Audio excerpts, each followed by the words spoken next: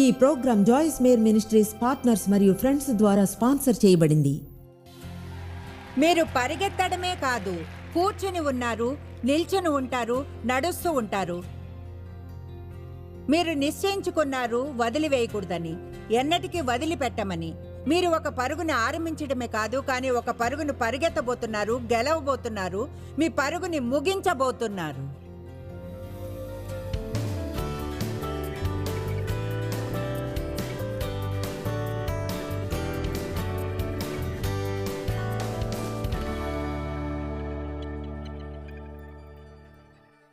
దేని గురించి చెప్తున్నాను? ఇలా చెప్పినప్పుడు కూర్చోవడం, నిల్చోవడం, నడవడం, పరిగెత్తడం, వాటిలోని ప్రతిదానిలో ఏదో ఒకటి చేయమని బైబిల్ చెప్తుంది.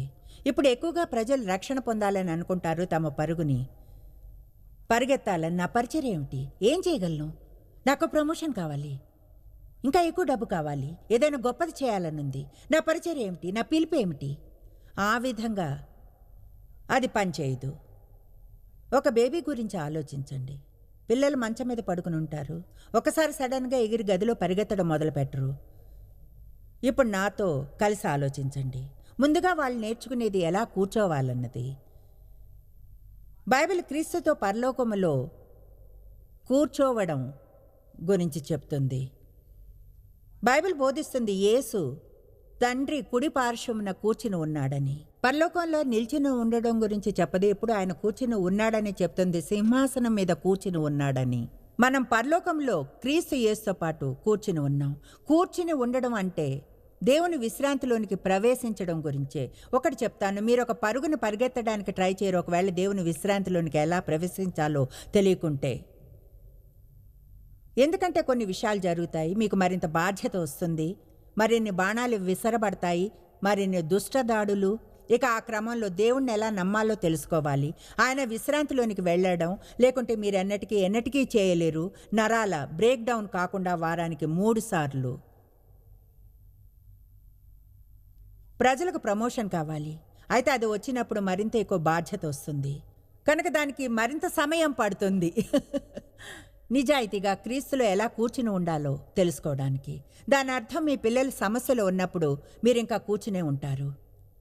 నేను మాట్లాడేది ఆత్మిక విషయం. దాని అర్థం మీ ఆఫీసులో భయపడే మాట వింటే మీ జాబ్ పోతుందని కూర్చుని ఉండండి. దాని అర్థం చర్చిలో ఆరాధన టీం కొరకు మిమ్మల్ని తీసుకోకుంటే మీరు క్రీస్తులో కూర్చుని ఉండండి. దాని అర్థం మీ బెస్ట్ ఫ్రెండ్ మీ సీక్రెట్ని గురించి చెప్పాడని తెలిస్తే క్రీస్తులో కూర్చుని ఉండండి. ఆమేన్. 1000 విధానాలు ఉన్నాయి ఒకవేళ మనం కోరుకుంటే మన శాంతిని పోగొట్టేవి. అలా చేయక్కర్లేదు. దేవునిలో ఎలా విశ్రాంతి తీసుకోవాలో తెలిస్తే నమ్మిన వారందరూ దేవుని విశ్రాంతిలోనికి ప్రవేశిస్తారు. చెప్పగలను కూర్చొని ఉండడం గురించి అంతా ఎందుకంత ముఖ్యమైనదో. అయితే నిజంగా ఆ విషయంలోనికి వెళ్ళను. కావాలంటే మీరు పూర్తి సీరియస్ని పొంది తెలుసుకోండి. నేను చెప్తాను, ప్రధాన యాజకుడు అతి పరిశుద్ధ స్థలంలోనికి వెళ్ళినప్పుడు ఏడాదికి ఒకసారి ప్రజల పాపాలకు బలులు అర్పించడానికి అక్కడ కూర్చో ఉండేది కాదు. వాళ్ళ క్రింద కూర్చోకూడదు, ఎందుకంటే వాళ్ళొక నిబంధన కార్యాల క్రింద పనిచేసేవారు. అసలైతే వాళ్ళ స్కర్ట్ క్రింద బెల్స్ కుట్టు ఉండేవి. వారి చుట్టూ ఒక తాడు కట్టబడి ఉండేది. దాన్ని పరిశుద్ధ స్థలానికి బయట ఎవరో ఒకరు పట్టుకుని ఉండేవారు. ఒకవేళ ఏదైనా తప్పు చేస్తే దేవునిచే కొట్టబడేవారు. ఎవరో ఒకరు నిజంగా వాళ్ళని బయటికి లాగాల్సి వచ్చేది. వాళ్ళు అక్కడున్న సమయం అంతా పనిచేస్తూనే ఉండాలి, ఎందుకంటే అది నిబంధన యొక్క కార్యాలు. అయితే దేవునికి స్తుతులు, ఇప్పుడు మనం క్రీస్తులో కూర్చుని ఉండవచ్చు. పని చేయనక్కర్లేకుండా పని పని పని పని పని ఎల్లప్పుడూ క్రిస్టియన్గా ఉండడానికి ట్రై చేస్తూ పనిచేయడం. కనుక దానికి ఇంకా ఎక్కువే ఉంది. తర్వాత నేర్చుకోవాల్సింది నిల్చోవడం ఎలా అన్నదే. ఒక బేబీ కూర్చున్నాక, మాకు చిన్న మనవడు ఉన్నాడు, అతనికి 7 నెలలు. ఓ మై గాష్, ఎంతో క్యూట్గా ఉంటాడు, ముద్దొస్తాడు, క్యూట్గా ఉంటాడు. 7 నెలలు 30 పౌండ్లు బరువు ఉంటాడు. అతను ఎలా అంటే మ్యాక్సిమం క్యూట్గా ఉంటాడు. నిజంగా మొన్న రాత్రి అతడు నా కాఫీ టేబుల్ దగ్గరకు వచ్చాడు, కూర్చుంటాడు. అయితే ఇప్పుడు నిల్చోవాలంటాడు. అపవాదికి వ్యతిరేకంగా ఎలా నిలబడాలో మనం నేర్చుకోవాలి. విషయాలు మనకు వ్యతిరేకంగా ఉన్నప్పుడు బలంగా ఎలా నిలబడాలో తెలుసుకోవాలి. నిల్చోవడం నేర్చుకోకముందు పరిగెత్తలేరు, ఎందుకంటే పరిగెత్తేప్పుడు కొన్ని వ్యతిరేకంగా వస్తాయి. శత్రువుకు వ్యతిరేకంగా మీరు బలంగా నిల్చోవాలి.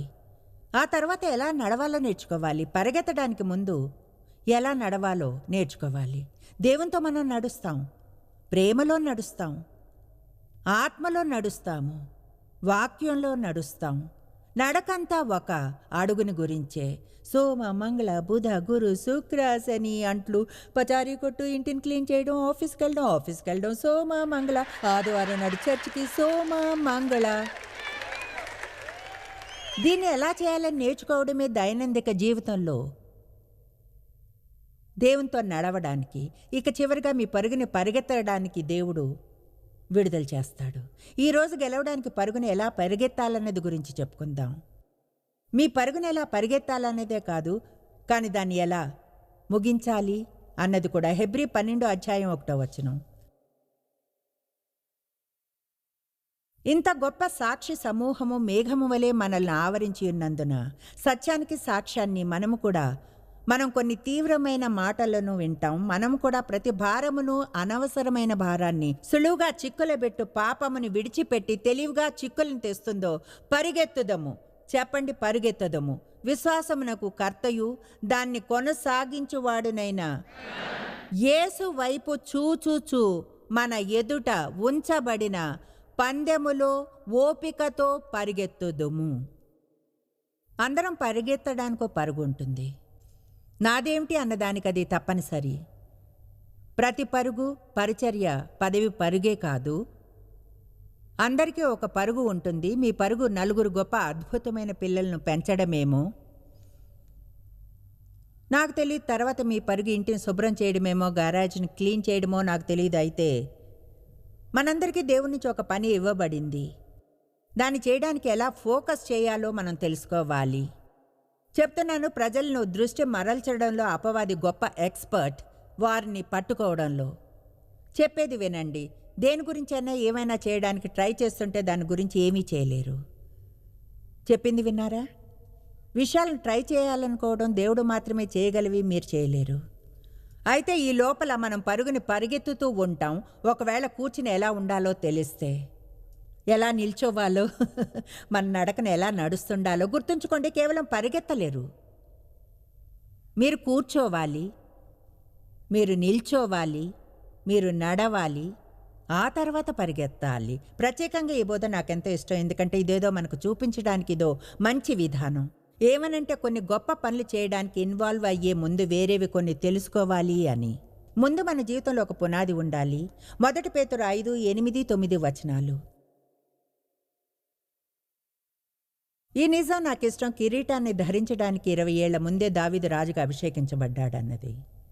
ఆ 20 ఏళ్లలో ఏం జరిగింది మనం చూద్దాం.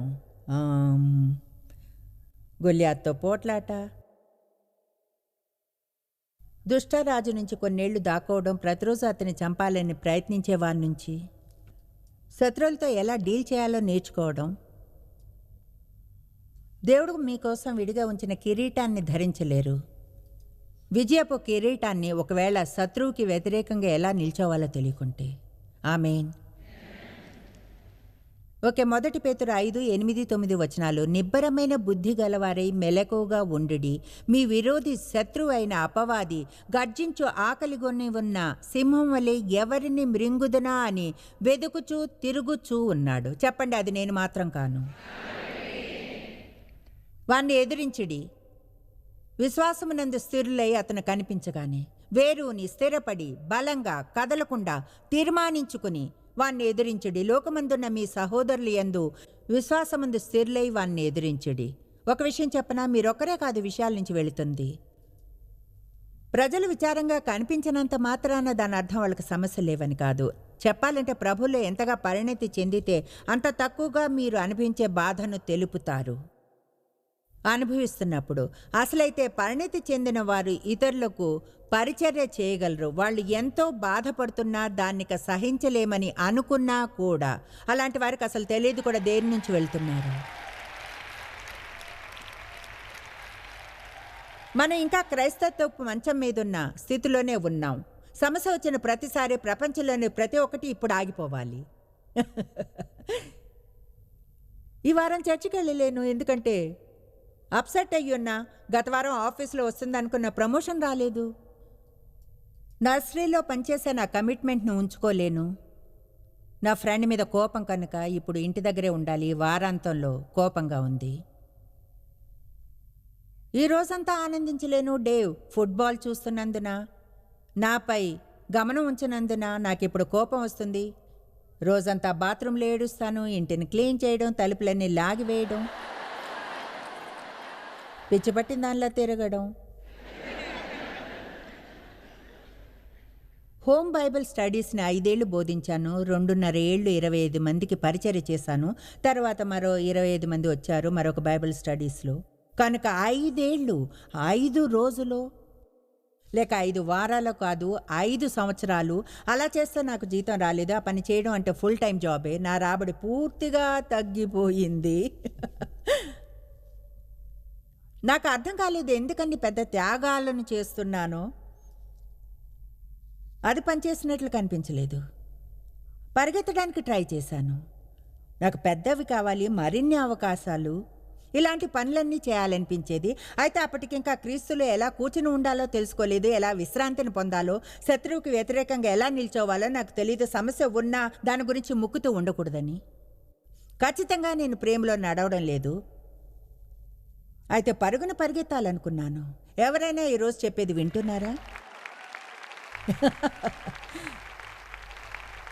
ఈరోజు ప్రజల్ని చూస్తే సంతోషం, రక్షణ పొంది పరిచర్య కావాలనుకుంటారు.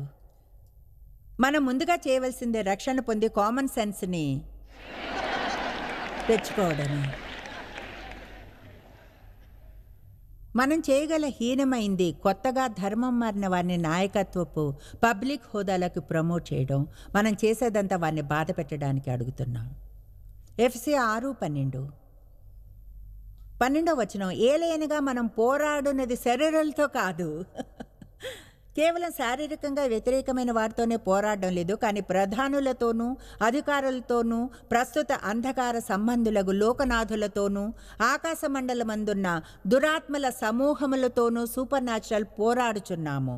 అందుచేతను మీరు ఆపద్దినమందు చెడు రోజున వారిని ఎదిరించుటకును సమస్తము నెరవేర్చిన వారై నిలువబడుటకును స్థిరంగా మీ చోట శక్తిమంతులగునట్లు మీ చోటును అంటి పెట్టుకుని దేవుడిచ్చు సర్వాంగ కవచమును ధరించుకొనుడి.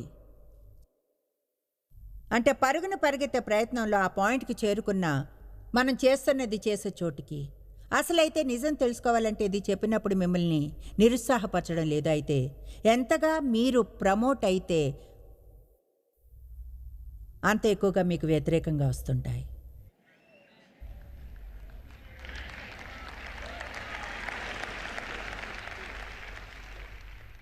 ఇది విని సంతోషం కలగలేదని తెలుసు, కానీ అదే నిజం. అయితే ఇది చెప్తాను, క్రీస్తులో ఎంతగా పరిణతి చెందితే అంత తక్కువ బాధిస్తుంది. ఎందుకంటే మీరు కేవలం పరిగెత్తడం లేదు, ఇప్పుడు కూర్చుని ఉన్నారు, నిల్చుని ఉంటారు, నడుస్తూ ఉంటారు. నిర్ణయించుకున్నారు వదిలివేయకూడదని, ఎన్నటికీ వదిలివేయరని. మీరు ఒక పరుగుని ఆరంభించడమే కాదు, కానీ పరుగుని పరిగెత్తాలని, దానిలో గెలుస్తామని, మీ పరుగుని ముగించాలన్న నిర్ణయాన్ని. నా పూర్ణ మనస్సుతో ఈరోజు చెప్పడానికి ప్రయత్నించే విషయం ఏమిటంటే, మీ సమస్యలు మిమ్మల్ని పడద్రోసేలా చేయనివ్వకండి. నిజంగా ఈరోజు దేవుని వాక్యం మీకు ఇదే. మీ సమస్యలు మిమ్మల్ని ఎన్నడూ పడద్రోయనివ్వకండి. సమస్య ఉన్నప్పుడు ఇంటి వద్ద ఉండక్కర్లేదు 2 వారాలు డిప్రెషన్లో. నేను చెప్తాను ఏం చేయాలో తెలియనప్పుడు ఏం చేయాలో. ఏం చేయాలో తెలియనప్పుడు మీకు ఏం తెలిస్తే అది చేయండి. అదొక మంచి పుస్తకం అవుతుంది. ఏం చేయాలో తెలియనప్పుడు ఏం చేయాలి, మీకేం తెలిస్తే అది చేయండి. అందరికీ ఏదో ఒకటి చేయడం తెలుసు. నిద్ర లేవడం, ఆఫీస్కి వెళ్ళడం మీకు తెలుసు, చర్చికి వెళ్ళడం తెలుసు, ప్రార్థించడం, మీ బైబిల్ని ఎలా చదవాలో, ముందుకు సాగి ఎవరి పట్లైనా మంచిగా ఉండండి. చూడండి, దేవుడు ఇదే అర్థం చేసుకోవాలంటాడు. ఇది ఒక ఎదిగే విషయం. ఇదేదో ఒక బేబీ క్రిస్టియన్గా మీ నుంచి ఎవరైనా ఆశించేది కాదు. కానీ క్రీస్తులో ఎలా కూర్చుని ఉండాలో తెలుసుకుంటాం. శత్రువుకి వ్యతిరేకంగా ఎలా నిల్చోవాలో, దేవుళ్ళు ఎలా నడవాలో, ఇక చివరిగా మన పరుగును ఎలా పరిగెత్తాలో. అయితే నేను కానీ పరిగెత్తాలనుకుంటే ఎలా కూర్చోవాలో తెలియకుండా నిల్చోవాలో, ఎలా నడవాలో, అప్పుడు చివరికి ప్రజల్ని గాయపరుస్తాను, వారికి హెల్ప్ చేయడం కంటే ఎక్కువగా. అందుకని సరిగ్గా చూడండి, చాలాసార్లు మీ జీవితంలో మీకున్న దర్శనాలు మీరు అనుకున్నంత ఫాస్ట్గా జరగవు. ఎందుకంటే సిద్ధంగా ఉన్నామని అనుకున్నందున దాని అర్థం ఉన్నారని కాదు.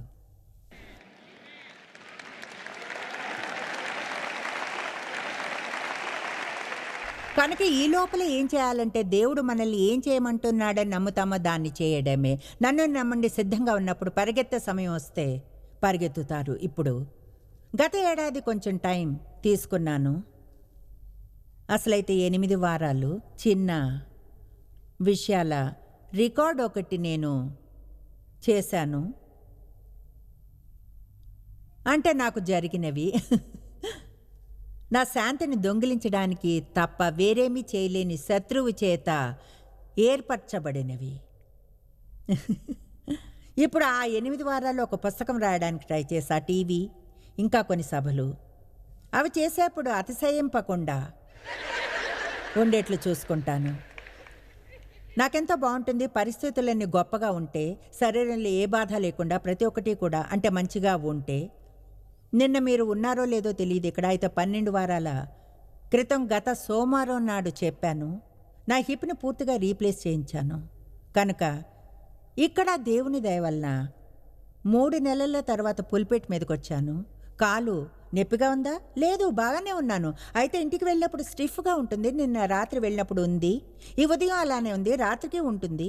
అయితే ఏమిటో తెలుసా, నా పరుగుని పరిగెత్తుతున్నాను, దేవుడు చేయమని చెప్పింది చేస్తున్నాను. ఇక్కడ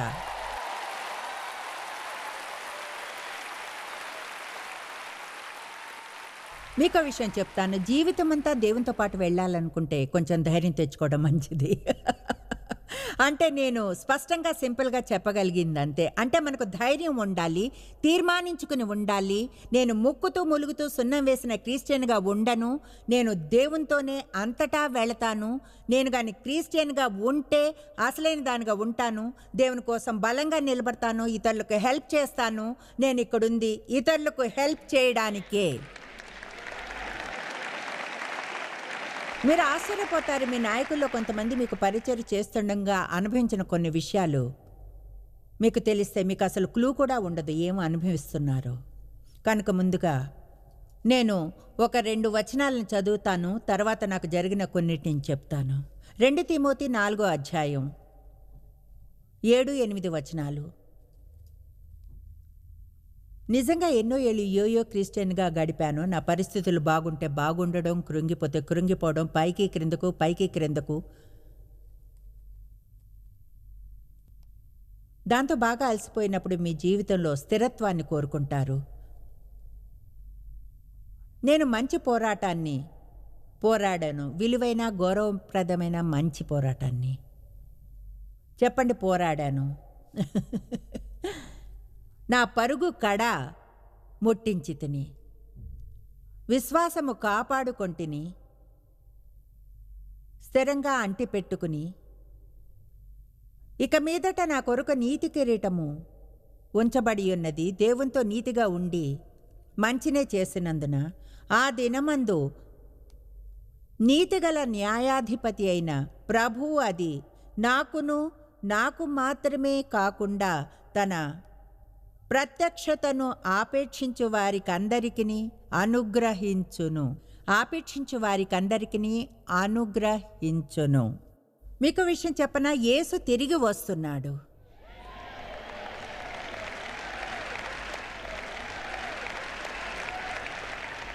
గత ఏడాది చివరిలో నిర్ణయించుకున్నాను ఏమనంటే, నిత్య జీవనం జీవించడం గురించి ఎక్కువ బోధన చేయాలి అని. ఈ క్షణం కోసం జీవించడం కాదు, ఇప్పుడున్న దానిలో. తెలుసా, నిత్య జీవనంతో పోలిస్తే ఒక జీవితం ఎంత చిన్నదో. మనం ఎప్పటికీ జీవించబోతున్నాం. కనుక ఇక్కడుండగా అనుకున్నది జరగకపోతేనే అంటే నేను కోరుకున్న ప్రతిదీ నేను ఇక్కడ ఉండగా జరగకపోతే ఏమిటంట? హెబ్రీ 11 అధ్యాయంలో మనం దాన్ని the great hall of fame of faith అంటాం. అక్కడ ఎంతోమంది గొప్ప స్త్రీ పురుషులు ఉండేవారు, వారిని గురించి మాట్లాడేవారు, వాళ్ళది విశ్వాసంతో చేసేవారు. ఇది అయితే తర్వాత అది ఒక భాగానికి వెళ్తుంది, అది నాకు ఇష్టం చెప్తుంది. వీరందరూ ఆ వాగ్దానముల ఫలము అనుభవింపకపోయినను దూరము నుండి చూచి వందనము చేసి విశ్వాసము కలవారై విశ్వాసంతో మృతునందిరి. తెలుసా, ముఖ్యమైనది నేను కోరుకునేది పొందడం కూడా కాదు, నేను విశ్వాసంలో నడవడమే. దేవుణ్ణి నమ్ముతూ ఉండడం, దేవునిపై నమ్మకం ఉంచడం, దేవుని గురించి మంచి విషయాలు చెబుతూ ఉండడం.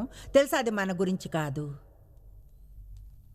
ఆయన అన్నాడు, మంచి పోరాటాన్ని పోరాడాను, ఆయన ప్రత్యక్షత కొరకు ఎదురు చూస్తున్నాను. బైబిల్లో ఎన్నో వచనాలను చూశాను. ఇప్పుడు ఆశ్చర్యంగా ఉంటుంది, దేవుడు నడిపిస్తుంటే ఎన్నో వచనాలను చూశాను.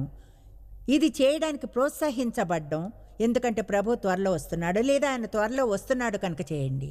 ఒక చోట పౌలు అన్నాడు, నిస్వార్థంగా జీవించండి, ప్రభువు దగ్గరలో ఉన్నాడు.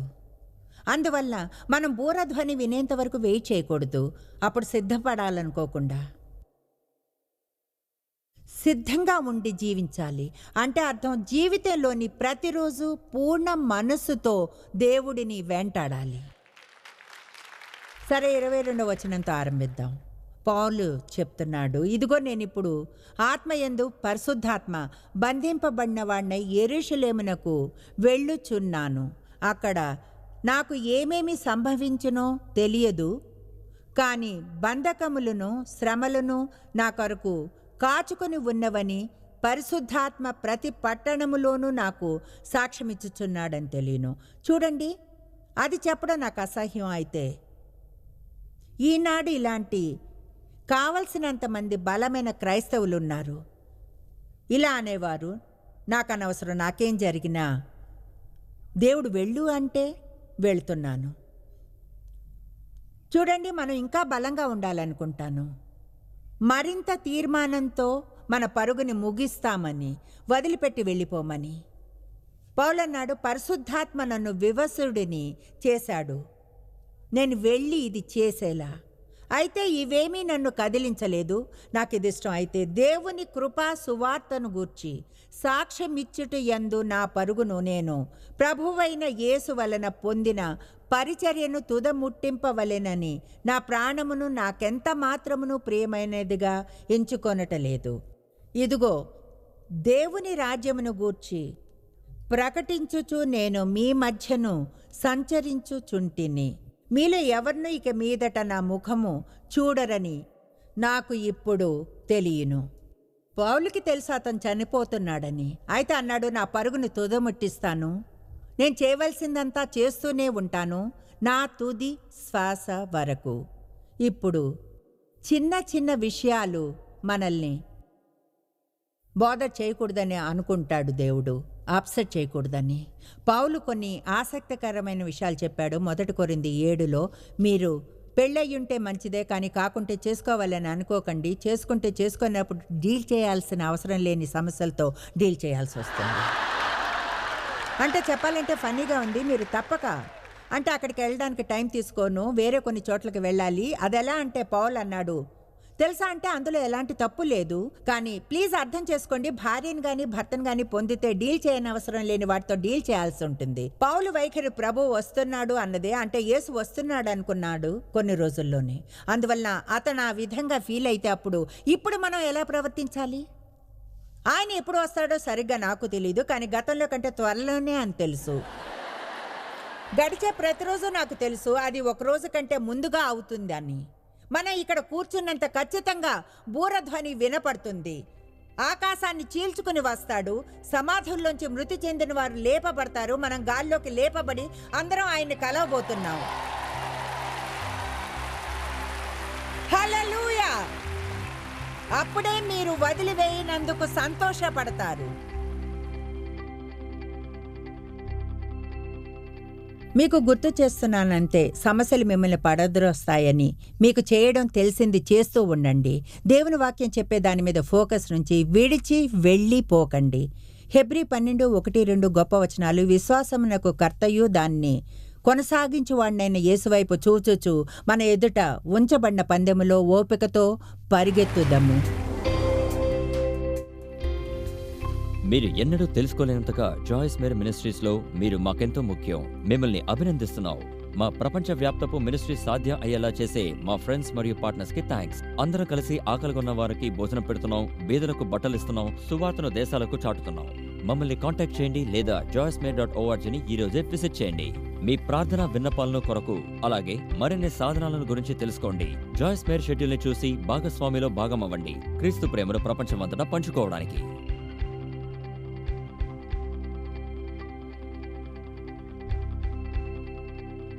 ఈ program Joyce Meyer ministries partners మరియు ఫ్రెండ్స్ ద్వారా స్పాన్సర్ చేయబడింది.